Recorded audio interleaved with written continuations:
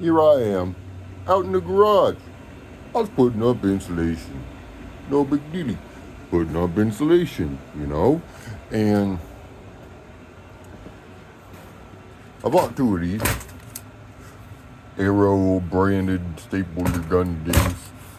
Good brand, I guess. I thought, anyway. And I bought two of them. I'm using one, and a buddy's using one. Okay? So, the one I'm using starts just not shooting after 200 staples. Like, come on, man. How many staples do you think it takes to put up insulation? It takes more than 200, I'll tell you that. Anyway, it doesn't work anymore, and I can't figure out why. So it just quit jamming. It was jamming, and then it just blew apart like that. It's broken. Piece of fucking junk.